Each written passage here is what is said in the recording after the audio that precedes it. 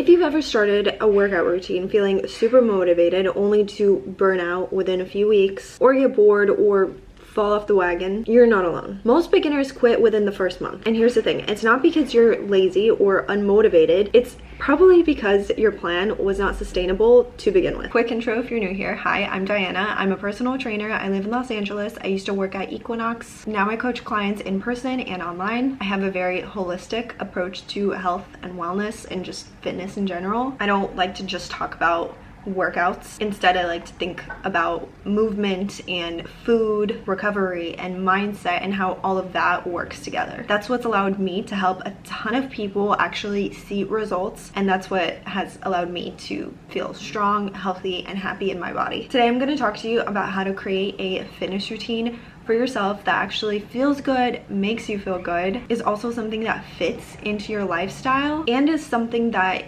you'll want to stick to and is not something that you're gonna dread every single day. We're talking about workouts that build you up, not break you down, and a mindset shift that makes fitness something that you get to do, not something that you have to suffer through. By the end of this video, you're gonna know exactly how to start training in a way that supports your body, your mindset, and your lifestyle.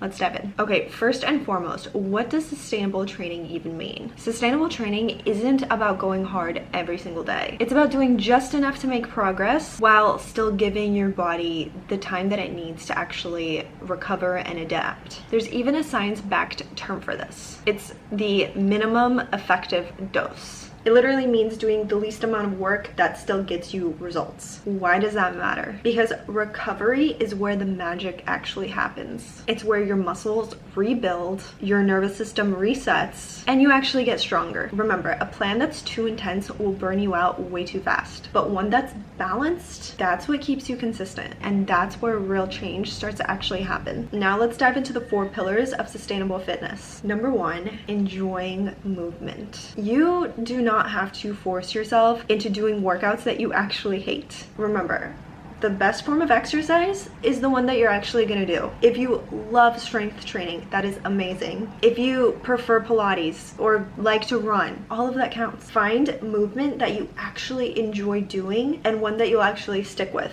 Because remember, at the end of the day, consistency beats intensity. That said, at the end of the day, I do recommend strength training 2 to 3 times per week. Strength training is one of the best things that you can do for your body. Not just for muscle and fat loss, but for overall long-term health. I listen to Dr. Peter Attia a lot, and he always says that maintaining muscle mass and strength as we age, that is one of the strongest predictors of your longevity and overall quality of life. Building and preserving muscle supports your metabolism, your insulin sensitivity, your bone health, and even your cognitive functions. And remember, it is the consistency of the strength training that actually gives you those benefits. The second pillar that we're going to talk about is progressive overload. Progressive overload means gradually challenging your body with a little more weight, a few extra reps, or just intensity over time. But here's the key, you have to take it slowly. Your body needs time to adapt and build strength. Adding 5 pounds every 1 or 2 weeks or a couple extra reps to your sessions is a lot more sustainable than trying to double your workouts overnight. And I've had a lot of clients who try to do that. And remember, small gradual progress keeps you motivated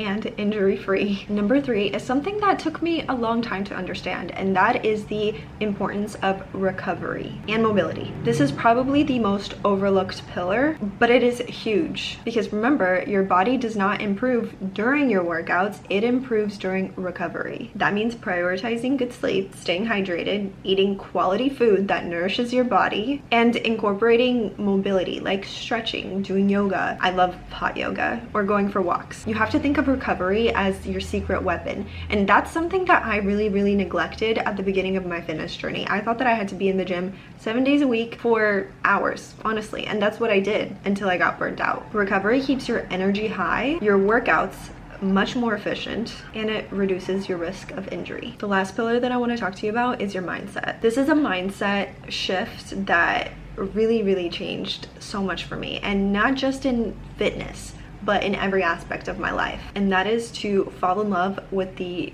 process as opposed to just focusing on the result. Instead of focusing purely on fat loss or putting on muscle, focus on building the habit. Ask yourself, what is the smallest, most doable thing that I can do today? That is how you build momentum. When you start to enjoy the process, when you start to enjoy going to the gym, when you start to enjoy the movement, the healthy food, all of those things encompassing health and wellness, when you actually start to appreciate those things, the results that you're after naturally start to follow. And just like with training, consistency within your mindset and your habits, that's what makes all the difference over time. All right, so let's wrap this up. Here are the things that I really want you to take away from this video. Choose movement that you enjoy, but as a personal trainer, I highly recommend incorporating 2 to 3 strength training sessions into your routine. Progress slowly, prioritize recovery, and shift your mindset towards consistency. Sustainable fitness is all about how workouts add to your life,